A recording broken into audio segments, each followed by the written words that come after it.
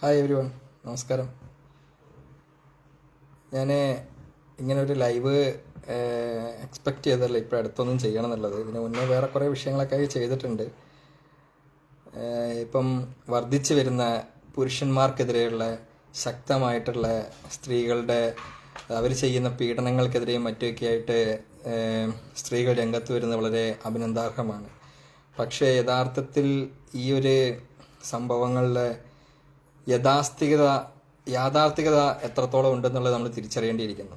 കഴിഞ്ഞ ദിവസം കോഴിക്കോട് ഈ മാന്യമായ കുലസ്ത്രീ ഒരാളെ അങ്ങ് മേലോട്ട് പറഞ്ഞു വിടുകയുണ്ടായി. അപ്പോൾ അതിൻ്റെ കാര്യങ്ങൾ യഥാർത്ഥത്തിൽ നമ്മളൊന്ന് കണ്ടു നോക്കണം എന്താണെന്നുള്ളത്. സത്യം പറഞ്ഞാൽ അവരത് എൻജോയ് ചെയ്യുകയാണ് ചെയ്യുന്നത്. അവരുടെ മുഖത്തൊരു ചിരിയും കാര്യങ്ങളൊക്കെ ഉണ്ട്. ഇവർ പറയണ കുറച്ച് സംഭവങ്ങളൊക്കെ നമുക്കൊന്ന് കേട്ട് കഴിഞ്ഞാൽ തന്നെ മനസ്സിലാവും. അയാളെന്തോ ഭയങ്കര ഒരു സൈക്കോപാട്രിക് ആണെന്നോ അങ്ങനെ എന്തൊക്കെയാണ് ഇവർ പറയുന്നത്. സത്യം പറഞ്ഞാൽ സത്യത്തിൽ എന്താ ന്യൂസാണിത്. എത്ര പേര് കണ്ടിട്ടുണ്ടെന്ന് അറിയില്ല. ദീപക്കാണ് മരിച്ചത്. ദീപക് ബസ്സിൽ വെച്ച് ലൈംഗിക അതിക്രമം കാട്ടിയെന്നായിരുന്നു യുവതിയുടെ ആരോപണം. തിരക്കുള്ള ബസ്സിൽ വെച്ച് യുവതി ചിത്രീകരിച്ച വീഡിയോ സാമൂഹിക മാധ്യമങ്ങളിൽ പ്രചരിച്ചതിന് പിന്നാലെയാണ് ദീപക് ആത്മഹത്യ ചെയ്തത്. വസ്തുതാ വിരുദ്ധമായ പ്രചാരണമാണ് യുവതി. സത്യത്തില് ആ വീഡിയോ കാണുമ്പോൾ തന്നെ നമുക്കൊക്കെ മനസ്സിലാവും അയാൾ എന്താ ചെയ്തെന്നുള്ളത്. സത്യത്തിൽ അവരുടെ മാറിടം ആ ആൺകുട്ടിയുടെ കയ്യിൽ കൊണ്ട് ഉരക്കിയാണ് ചെയ്യുന്നത്. എന്നിട്ട് ഇവരുടെ മുഖത്തൊരു ചിരിയും കൂടെ ഉണ്ട്. അതും കൂടി നമ്മൾ കാണേണ്ടതാണ്. യഥാർത്ഥത്തിൽ അവർ എൻജോയ് ചെയ്യുന്നത് അവർ റീച്ചിന് വേണ്ടിയിട്ട്. കഴിഞ്ഞ ദിവസം അപ്സ എന്ന് പറഞ്ഞൊരു പെൺകുട്ടി ഇതേപോലെ ഒരാളുടെ പേരിൽ ഭയങ്കരമായ രീതിയിലൊക്കെ അഭിപ്രായങ്ങളും കമൻറ്റും കാര്യങ്ങളൊക്കെ ആയിട്ട് വന്നു. അതായത് സ്ത്രീകൾ എന്ത് പറഞ്ഞാലും ഇവിടെ നടക്കും എന്നുള്ള ആ ഒരു നിഗമനത്തിലേക്ക് എത്തിക്കഴിഞ്ഞിരിക്കുന്നത്. അപ്പം അവർക്ക് എന്തും പറയാം. അതിലാണ് അതായത് സ്ത്രീ സംരക്ഷണ നിയമങ്ങൾ എന്ന് പറഞ്ഞിട്ടുണ്ടെങ്കിൽ ഒരു സ്ത്രീക്ക് വായി തോന്നുന്നത് വിളിച്ചു പറയാം. അവക്കെതിരെ സമൂഹം ഒന്നും ചെയ്യൂല എന്നുള്ളൊരു ധാരണ. അതാണ് സത്യം പറഞ്ഞാൽ. ആ മനുഷ്യനെ കണ്ടാൽ തന്നെ അറിയാം ഒരു അയ്യോഭാവമാണ്, അയാൾ അങ്ങനെ പ്രശ്നങ്ങൾക്കൊന്നും പോണവനല്ല എന്നുള്ളത്. അപ്പോൾ എന്തടിസ്ഥാനത്തിലാണ് ഇവരത് ചെയ്തത്? ആ സിറ്റുവേഷൻ ഒന്ന് ശരിക്കും അനലൈസ് ചെയ്ത് നോക്കുക. അവർക്ക് അങ്ങനെ ഒരു ദുരനുഭവം ഉണ്ടായിട്ടുണ്ടെങ്കിൽ ആ ബസ്സിലൊരു കണ്ടക്ടർ ഉണ്ട്, അയാളെ വിവരം അറിയിക്കാം. ഇനി ഒന്നുമില്ലെങ്കിൽ നാഴികയ്ക്ക് 40 വട്ടം നമ്മുടെ കേരള പോലീസൊക്കെ ആപ്ലിക്കേഷൻ ത്രൂ അല്ലാതെയൊക്കെ മെസ്സേജ് വിടുന്നുണ്ട്. പിന്നെ പിങ്ക് പോലീസ് സർവീസ് ഇതൊക്കെ ഉണ്ട്, ഇതിലേക്കൊക്കെ അയക്കാം. ഇതൊന്നും ചെയ്യാൻ അവർക്ക് പറ്റിയില്ല. അവർ വേഗം തന്നെ ഒരു സോഷ്യൽ മീഡിയയിലേക്കാണ് ഇട്ടത്. അപ്പം അതിൻ്റെ അർത്ഥം എന്താണ്? ഒരു സോഷ്യൽ മീഡിയയിലേക്ക് അത് ഇടണം എന്നുണ്ടെങ്കിൽ അതിനൊറ്റ അർത്ഥമുള്ളൂ, അവർക്ക് റീച്ച് വേണം, അവർക്ക് ഫേമസ് ആവണം. ഇതല്ലാതെ എന്താ ഉള്ളത്? ഞാനിപ്പോൾ ഇവിടെ മറ്റാരെയും ഞാൻ ഈ പറഞ്ഞ സ്ത്രീയോടും അല്ല എൻ്റെ ചോദ്യം, ഇവിടുത്തെ നിയമ സംവിധാനത്തോടാണ് എൻ്റെ ചോദ്യം. കേരള പോലീസ്, അതായത് ആരൊക്കെയോ പറയുന്നത് പണ്ടൊക്കെ ഞാൻ കേട്ടിട്ടുണ്ട്, ശരിക്കും മറ്റ് രാഷ്ട്രീയ ഇടപെടലുകളും മറ്റ് കാര്യങ്ങളൊന്നും ഇല്ലായിരുന്നെങ്കിൽ കേരള പോലീസ് ലോക പോലീസ് തന്നെ ആയിക്കൂടാം എന്ന് പറയുന്ന ഞങ്ങൾക്ക് ചെറുപ്പകാലമൊക്കെ ഉണ്ടായിരുന്നു. ഈ ഒരു നടപടിക്കെതിരെ അല്ലെങ്കിൽ ഈ ഒരു സംഭവത്തിനെതിരെ എന്ത് നിയമ നടപടിയാണ് നിങ്ങൾ സ്വീകരിക്കുക? പ്രത്യേകമായിട്ടൊരു തെളിവ് എന്ന് പറഞ്ഞ് തിരക്കുള്ള ബസ്സിൽ സ്വാഭാവികമായിട്ട് തട്ടിപ്പോകാവുന്ന ഒരു കാര്യം തട്ടിയിട്ടുണ്ടെങ്കിൽ തന്നെ അത്രയും ആ വീഡിയോയിൽ കറക്റ്റായിട്ട് കാണുന്നുള്ളൂ. പിന്നെ ഈ പെൺകുട്ടി ലൈവ് വിട്ടപ്പം ഇതിനു മുന്നേയുള്ള പെൺകുട്ടിയോട് ഇയാൾ മോശമായിട്ട് പെരുമാറിയെന്ന് പറഞ്ഞു. ഈ സ്ത്രീ ഒരു വകയ്ക്ക് കൊള്ളാത്ത, ബോധമില്ലാത്ത, ബുദ്ധിയില്ലാത്ത, തലക്കകത്ത് ചാണകം മാത്രമുള്ള ഈ സ്ത്രീ എന്തുകൊണ്ട് ആ വീഡിയോ പോസ്റ്റ് ചെയ്തില്ല? അപ്പം അവർക്ക് അവരുടെ കാര്യങ്ങളിൽ വ്യക്തതയില്ല. ശരിക്കും പറയുകയാണെങ്കിൽ എന്ത് ചെയ്യണം എന്ത് ചെയ്യണ്ട എന്നുള്ളത് നിങ്ങളെ സ്ത്രീകളുടെ ഒരു മനോഭാവമാണ്. എന്തും ചെയ്യാം, എന്തു പറഞ്ഞാലും ഇവിടുത്തെ നിയമം ഞങ്ങൾക്ക് ഒരുപോലെ നിൽക്കുന്നുള്ളത്. ഇപ്പം 498A പോലുള്ള നിയമങ്ങളിലൊക്കെ ഭേദഗതിയൊക്കെ വരുത്തിയിട്ടുണ്ട്. ഇപ്പം പുരുഷന്മാർക്കെതിരെ സംഘടനകളുണ്ട്. ശ്രീ അജിത് വെട്ടിയൂറിൻ്റെ നേതൃത്വത്തിലൊക്കെ ഞങ്ങൾ അതിലൊക്കെ ഉണ്ടായിരുന്നതാണ് ഞാനൊക്കെ. അപ്പം അതിലൊക്കെ ചില അസ്വസ്ഥതകളും കാര്യങ്ങളൊക്കെ ഉണ്ടായപ്പോൾ നമ്മൾ മാറി നിന്നു എന്നുള്ളത് സത്യമാണ്. പക്ഷെ എന്നിരുന്നാലും പുള്ളിയൊക്കെ പ്രവർത്തിക്കുന്നത് സത്യം പറയുകയാണെന്നുണ്ടെങ്കിൽ യാഥാസ്ഥികമായിട്ട് ആവശ്യമുള്ളൊരു കാര്യം തന്നെയാണ്. ഈ സ്ത്രീ എന്തടിസ്ഥാനത്തിലാണ് ഇയാളെ, സത്യം പറഞ്ഞാൽ ഈ സ്ത്രീ ഇയാളെ കൊല്ലുവാണ് ചെയ്തത്. ശരിക്കും കൊന്നതാണ്, കൊലപാതകമാണത്. അറ്റംപ്റ്റ് ടു മർഡർ തന്നെയാണ്. അതിൻ്റെ അകത്ത് യാതൊരു വ്യത്യാസവും ഉണ്ടെന്ന് എനിക്ക് തോന്നുന്നില്ല. അത് വളരെ വ്യക്തമായിട്ട് തന്നെ മനസ്സിലാക്കാം. അത് ഒരു പ്രീ പ്ലാൻഡ് ആണ്. അവർ ഇതിനു വേണ്ടിയിട്ട് റീച്ചിന് വേണ്ടി മാത്രം വന്നിട്ട് അവർ ചെയ്തുകൊണ്ട് ഒരു കാര്യമാണ് എന്നുള്ളത്. ഇതിന് ഈ സമൂഹം ഇവർ പറയുന്നുണ്ട് ഈ സൊസൈറ്റി വിക്ടിംസിനെതിരെ മാത്രമാണെന്നൊക്കെ പറയുന്നുണ്ട്. ഇതിൽ ആരാണ് വിക്ടിംസ് ശരിക്കും? ഞാൻ ഈ സൊസൈറ്റിനോട് ചോദിക്കുന്നത്, ആരാണ് ശരിക്കും ഇതിൻ്റെ അതിലുള്ള വിക്ടിംസ്? ആ മരിച്ചുപോയ ആളാണോ അല്ലെങ്കിൽ ഈ സ്ത്രീയാണോ?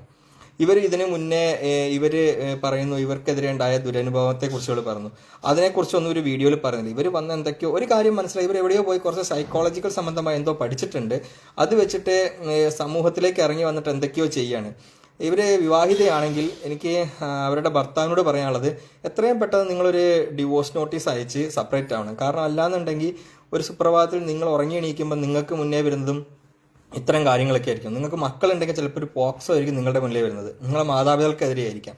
അതുകൊണ്ട് നിങ്ങൾ എത്രയും പെട്ടെന്ന് ഈ സ്ത്രീയുമായിട്ടുള്ള ബന്ധമൊക്കെ ഉപേക്ഷിക്കുന്നതായിരിക്കും നന്നാവുക. കാരണം ഇവർ സത്യത്തിലൊരു സൈക്കോയാണ്. ഇവർ വളരെയധികം വലിയൊരു സൈക്കോയാണ് ഇവരാര്.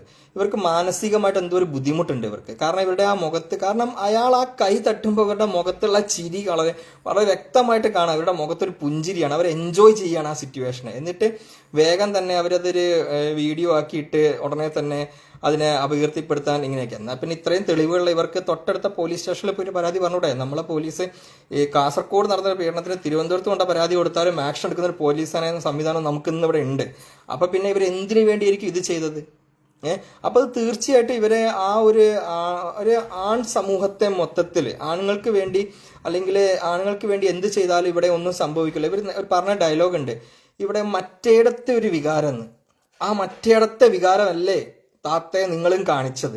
ആ മറ്റേടത്തെ വികാരമാണ് നിങ്ങളും ചെയ്തു വെച്ചേക്കുന്നത്. അതിന്റെ അപ്പുറം നിങ്ങളൊന്നും ചെയ്തിട്ടില്ല.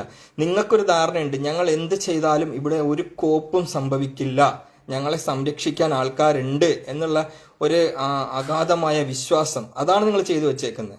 ആ മരിച്ചുപോയ ആളുടെ ഫാമിലിയെ കുറിച്ച് നിങ്ങൾ ചിന്തിച്ചിട്ടുണ്ടോ?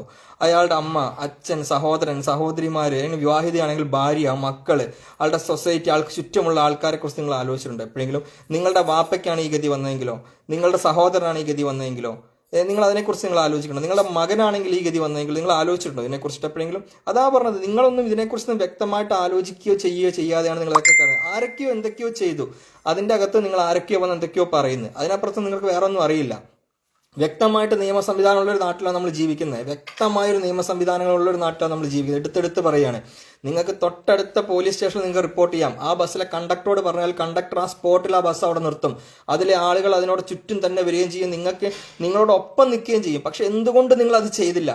അപ്പം നിങ്ങളൊരു വീഡിയോ എടുത്തിട്ട് കഴിഞ്ഞാൽ നിങ്ങൾ റീച്ച് ആകും, നിങ്ങൾ അങ്ങ് ഫേമസ് ആകും. നിങ്ങൾക്ക് ഫേമസ് ആവാൻ നിങ്ങൾ ഒരാളെ കൊന്നു, യഥാർത്ഥത്തിൽ കൊലപാതകം, അറ്റംപ്റ്റ് ടു മർഡർ.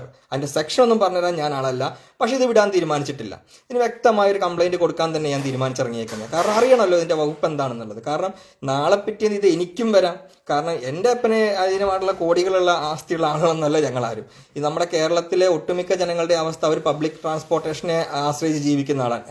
എനിക്കാവാം, എനിക്കൊരു മകനുണ്ടെങ്കിൽ മകനാവാം, എൻ്റെ ബ്രദറിൻലോയ്ക്കാവാം, അല്ലെങ്കിൽ എൻ്റെ വേണ്ടപ്പെട്ട മറ്റാർക്കുമാകാം ഈ ഒരു ഗതി വരുന്നത്. പക്ഷെ ആ സ്ത്രീപക്ഷ നിയമങ്ങളെ ദുരുപയോഗം ചെയ്യാം എന്നുള്ള അല്ലെങ്കിൽ ഒരു ധാർഷ്ട്യ മനോഭാവം, എനിക്കെന്തുമാവാം, ഞങ്ങൾക്കെന്തുമാവാം, ഞങ്ങൾ പറഞ്ഞാൽ വാല്യൂ, സോഷ്യൽ മീഡിയ എന്ന് പറഞ്ഞാൽ ഇതിനു വേണ്ടിയുള്ളതാണ് ആകാം. നിങ്ങളെ ചൂഷണം ചെയ്തിട്ടുണ്ടെങ്കിൽ, നിങ്ങൾക്കെതിരെ എന്തെങ്കിലും ചെയ്ത്, അതിന് സ്ത്രീയെന്നോ പുരുഷനെന്നല്ല, നമ്മൾ ജീവിക്കുന്ന 2026 എല്ലാവർക്കും ഉണ്ട് അവകാശങ്ങൾ, എല്ലാവർക്കും ഉണ്ട് ആവശ്യങ്ങൾ. ഇതൊക്കെ മനസ്സിലാക്കണം. ഇവിടുത്തെ നിയമം സ്ത്രീകൾക്ക് വേണ്ടി മാത്രമായിട്ട് മാറ്റി എഴുതപ്പെട്ടില്ല. അതിൽ ഒരു പാർട്ട് സംരക്ഷണം നൽകാനേ പറഞ്ഞിട്ടുള്ളൂ. അല്ലാണ്ട് നിങ്ങൾ എന്ത് ചെയ്താലും അതിനെ സംരക്ഷിക്കാന്നല്ല അതിന്റെ അർത്ഥം. നിങ്ങൾക്ക് സംരക്ഷണമുണ്ട്. അഡ്വക്കേറ്റ് ഫൗസിയ ഫാത്തിമ എന്ന് പറഞ്ഞൊരു സ്ത്രീ ഉണ്ടായിരുന്നു. അവര് കഴിഞ്ഞ ദിവസം വന്നിട്ട് വ്യക്തമായിട്ട് പറയുന്നുണ്ടായിരുന്നു, ഇത്തരം ആരോപണങ്ങൾ ഉന്നയിക്കുന്നയോ ഇത്തരത്തിലുള്ള പ്രവർത്തിക്കുകയോ ചെയ്യുന്നവർക്കെതിരെ ശക്തമായ നടപടികൾ ഉണ്ടാകുന്നുള്ളത്. ഞാൻ അവരോടും കൂടിയാണ് ചോദിക്കുന്നത്, നിങ്ങൾ ഈ വീഡിയോ കണ്ടിട്ട് നിങ്ങൾ എന്ത് നടപടിയാണ് എടുക്കുന്നത്? കോഴിക്കോട് കമ്മീഷണർക്ക് ഞാൻ എന്തായാലും ഞാനിപ്പം പുറത്താണുള്ളത്, ഇന്ത്യയിലില്ല. അപ്പോൾ ഞാൻ ഇവിടെ നിന്ന് ഓൺലൈനായിട്ട് എനിക്കൊരു പരാതി കൊടുക്കാൻ പറ്റും, ഞാൻ പരാതി കൊടുക്കും. എനിക്ക് വ്യക്തമായിട്ട് അറിയണം എന്ത് നടപടി എടുത്തു. ഒരു ഇന്ത്യൻ പൗരൻ എന്ന നിലയ്ക്ക് എനിക്കറിയാൻ അവകാശമുണ്ട്. എനിക്ക് സ്വാതന്ത്ര്യമുണ്ട്. വിവരാവകാശം വെച്ചിട്ട് എനിക്കറിയാനുള്ള സ്വാതന്ത്ര്യം എനിക്കുമുണ്ട്. എനിക്കറിയണം ഈ സ്ത്രീക്കെതിരെ എന്ത് തരത്തിലുള്ള നടപടി എടുത്തത്, ഇവര് എന്താണ് ഇവർ ഉന്നയിക്കുന്നത്. ആ വീഡിയോയിൽ എവിടെയെങ്കിലും ഞാൻ ആ വീഡിയോ വ്യക്തമായിട്ട് നിങ്ങൾക്ക് അതിന്റെ ലിങ്ക് വേണേൽ ഞാൻ എൻ്റെ വീഡിയോയ്ക്ക് താഴെ ഞാൻ ഇട്ടുതരാം. ഈ സ്ത്രീ പറയുന്നത് അവരുടെ മാറിടം അയാളുടെ കയ്യിൽ തട്ടിയെന്ന്. ഞാനൊക്കെ പഠിക്കുന്ന കാലത്ത്, ഞാൻ പഠിക്കാൻ വലിയ മിടുക്കണമൊന്നും അല്ലായിരുന്നു, പക്ഷെ പഠിക്കുന്ന കാലത്ത് തിരക്കുള്ള ബസ്സിലൊക്കെ പോകുമ്പോൾ എത്രയോ സ്ത്രീകളുടെ കയ്യും കാലൊക്കെ നമ്മുടെ മേത്ത് തട്ടിയിട്ടുണ്ട്. അന്ന് വേണമെങ്കിൽ എനിക്ക് പറയാം, എൻ്റെ പ്രായത്തിന്റെ അഭിപ്രായം വെച്ചിട്ട് എനിക്ക് പറയാം, അവരൊക്കെ എന്നെ പീഡിപ്പിക്കാൻ ശ്രമിച്ചു എന്ന് പറയാം. നിങ്ങൾ എവിടെയാണ് ജീവിക്കുന്നത്? നിങ്ങളുടെ മനസ്സിലെ കുഷ്ഠത്തെ, നിങ്ങളുടെ മനസ്സിലെ എന്താ പറയാ, പച്ചയ്ക്ക് പറഞ്ഞാൽ വെറും പട്ടിത്തീട്ടമാണ് നിങ്ങളുടെ തലയിലുള്ളത്. വേറെ ഒന്നും നിങ്ങളുടെ തലയിലില്ല. എന്തൊക്കെയോ തലയിൽ വെച്ചുകൊണ്ട് നടക്കുകയാണ്. ഞാനൊരു ഇങ്ങനെ നടന്ന് ഇങ്ങനെ പിടിച്ചിട്ടുണ്ടെങ്കിൽ ഉടനെ തട്ടി, ഓക്കെ എന്നെ പീഡിപ്പിച്ചു. അത് കേൾക്കാൻ കുറെ കോന്തന്മാരും കോന്തികളും ഉണ്ട്, അതിന്റെ പുറകെ നടക്കണം. മ്ലേച്ഛതയാണ്. നിങ്ങളെ ജനിപ്പിച്ച നിങ്ങളെ പിതാവിനെ ഓർത്ത് ഈ നിമിഷത്തിൽ ഞാൻ എന്താ പറയാ പുച്ഛിക്കുന്നു അയാളെ ഓർത്തിട്ട്. കാരണം മറ്റേ ഇവര് പറഞ്ഞ പോലെ ഒരു വാഴ വെച്ചിരുന്നെങ്കിൽ എന്ന് ഇപ്പം ആലോചിക്കുകയാണ്. കാരണം നിങ്ങൾ നശിപ്പിച്ചത് ഒരു പക്ഷേ ഈ സമൂഹത്തിന് വേണ്ടിയിരുന്ന ഒരു മനുഷ്യനെ ആവാം. നിങ്ങളത്ര വിഷമില്ലാത്തൊരു മനുഷ്യനാണ് നിങ്ങൾ നശിപ്പിച്ചു കളഞ്ഞത്. അയാളെ ആ ഒരു അവസ്ഥ നിങ്ങൾക്കൊന്നും പറഞ്ഞാൽ മനസ്സിലാവുകയല്ല. കാരണം ഇതിലൂടെ ഇപ്പം നിങ്ങൾ ചോദിക്കുക എനിക്ക് ഇങ്ങനെ വല്ല അനുഭവം ഉണ്ടായിട്ടുണ്ടോ? എനിക്ക് അനുഭവം ഉണ്ടായിട്ടില്ല. എനിക്ക് അനുഭവം ഉണ്ടായിട്ട് ഞാൻ തൂങ്ങിച്ചാവാൻ നിൽക്കുന്നില്ല. ഞാൻ അതിനെ എവിടം വരെ എത്തിക്കാവോ അവിടം വരെ ഞാൻ എത്തിക്കും അത് ഞാൻ. കാരണം ഇത് നിങ്ങൾ ചെയ്തിരിക്കുന്ന അത്രയ്ക്കും മോശമായൊരു കാര്യമായിപ്പോയി. കാരണം ഈ സോഷ്യൽ മീഡിയയിൽ വന്നിട്ട് എന്ത് ചെയ്താലും എന്ത് പറഞ്ഞാലും അതെല്ലാം ഒന്നും സംഭവിക്കുകയല്ല, അതുകൊണ്ട് നിങ്ങൾക്ക് അനുകൂലമായൊരു മറുപടി ഉണ്ടാവും എന്നുള്ളൊരു തോന്നൽ, തെറ്റിദ്ധാരണയാണത്. കാരണം നിങ്ങളിത് ചെയ്തിരിക്കുന്നത് മർഡറാണ്. ഒരാളെ പ്രേരിപ്പിച്ചു കൊന്നു, അതാണ് കറക്റ്റ്. ഇതിൽ മെൻസ് അസോസിയേഷൻ ഉണ്ട്, ഞങ്ങളെ ഇതുണ്ട്, എല്ലാത്തിലും ഇവിടുത്തെ കുറെ ഫെമിനിസ്റ്റുകളും പിന്നെ മനുഷ്യാവകാശ സംഘടന അങ്ങനെ കുറെ സംഭവങ്ങളുണ്ട്. നിങ്ങൾക്ക് ഇവിടെയൊക്കെ പോവാം, എല്ലായിടത്തും പോവാം. ഞാൻ പറഞ്ഞ ഇത്രയേ ഉള്ളൂ, നിങ്ങളുടെ ആ പ്രശ്നം നിങ്ങൾ പറയുന്ന രീതിയിലായിരുന്നെങ്കിൽ നിങ്ങൾക്ക് ആ ബസ്സിലെ കണ്ടക്ടർ അടുത്ത് നിങ്ങൾക്കൊരു പരാതി പറയാം, അന്നേരം തന്നെ പറയാം, ആ സ്പോട്ടിൽ പറയാം. നിങ്ങളിട്ട വീഡിയോയ്ക്ക് താഴെ ഒത്തിരി പേര് കമന്റ് ചെയ്തു, നിങ്ങൾക്ക് വേണമെങ്കിൽ മാറി നിൽക്കാം, പ്രതികരിക്കാം, അത്രയും ആൾക്കാർ നിങ്ങളുടെ കൂടെ നിൽക്കും. നിങ്ങൾ എന്തുകൊണ്ട് അത് ചെയ്തില്ല? ഞാൻ ചോദിക്കുന്ന മറ്റൊരു ചോദ്യം കൂടി, ഇതിന് മുന്നേ നിങ്ങൾ പറഞ്ഞു നിങ്ങളൊരു വീഡിയോ എടുത്തു, ആ വീഡിയോ എന്തുകൊണ്ട് നിങ്ങൾ അപ്ലോഡ് ചെയ്തില്ല? അപ്പൊ നിങ്ങൾ പറയും കൺസെന്റ് ഇല്ലാതെ മറ്റൊരാളുടെ വീഡിയോ പ്രചരിപ്പിക്കാൻ പാടില്ല എന്ന്. എങ്കിൽ കൺസെന്റ് ഇല്ലാതെ തന്നെയല്ലേ നിങ്ങൾ അയാളുടെ വീഡിയോ പ്രചരിപ്പിച്ചേക്കുന്നത്, അല്ലേ? അപ്പൊ നിങ്ങൾക്കെതിരെ 2 കുറ്റങ്ങളല്ലേ ഉണ്ടാവേണ്ടത്? എന്തായാലും ഇവിടുത്തെ നിയമ സംവിധാനങ്ങൾ എന്തൊക്കെയാണോ അതൊക്കെ ഉപയോഗിക്കാൻ തന്നെ ഞാൻ തീരുമാനിച്ചേക്കുന്നത്. ഇതിനെതിരെ എന്തായാലും ഞാനൊരു പരാതി ഞാൻ അയക്കുന്നുണ്ട്. നന്ദി, നമസ്കാരം.